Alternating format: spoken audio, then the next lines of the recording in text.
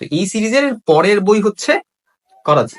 করাচির কাহিনীটা এটা প্রচলিত ঢাকা শহর বা বাংলাদেশে হয়নি, নাম শুনে বুঝতে পারতেছেন। প্রায় 3 যুগ আগের কোনো একটা অমীমাংসিত ঘটনাকে সমাধান করতে বেগ বাস্টার্ড হচ্ছে করাচি শহরে যায়। তো করাচি শহরের যে পরিচিত রূপ, সেটার আড়ালে যে ভয়ঙ্কর একটা রূপ রয়েছে বা ভয়ঙ্কর একটা সিন্ডিকেট বা সন্ত্রাস চলে, সেইটা খুব সুন্দরভাবে এখানে ফুটে উঠেছে। এই গল্পে অনেকগুলো নতুন ক্যারেক্টারের সাথে আমরা পরিচিত হব, এবং এই গল্পটাতে বাস্টার্ডের একটা প্রিকুয়েল বলতে পারেন। এবং মানে প্রিকুয়েল এই অর্থে যে আপনাকে এই বইটা আগে পড়তে হবে এরকম না, গল্পের কাহিনীটা আগের 4টা বইয়ের পরেই হয়েছে, বাট মাঝে মাঝে বাস্টার্ডের প্রিকুয়েলটা সুন্দর করে দেওয়া আছে। তো এইটা বাকি যে 4টা বই তার তুলনায় এটা একটু নর্মাল হয়েছে। এটা অনেকে পছন্দ করেনি। আমার কাছে ওভারঅল মনে হয়েছে যে একজন লেখকের তো সবগুলো লেখা একেবারে সমান পরিমাণে যে ফেমাস হয়, বিষয়টা এরকম না।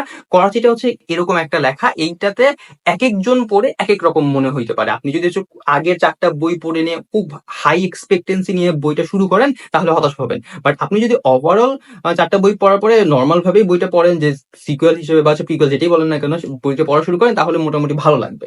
তো এই বইটা কাইন্ড অফ হচ্ছে একটা ব্রেকের মতো বলা যেতে পারে। আগের বইটাকেও বলেছি যে কাইন্ড অফ ব্রেকের মতো ছিল। এই 2টা বই মোটামুটি একটু নর্মাল ক্যাটাগরি হয়েছে, বাট এর পরের বই যেটা, সেটা হচ্ছে 6 নাম্বার নেক্সট, এইটা হয়েছে অসাধারণ। পরবর্তী বই সম্পর্কে জানতে চোখ রাখুন the brown story teller Facebook পেজে।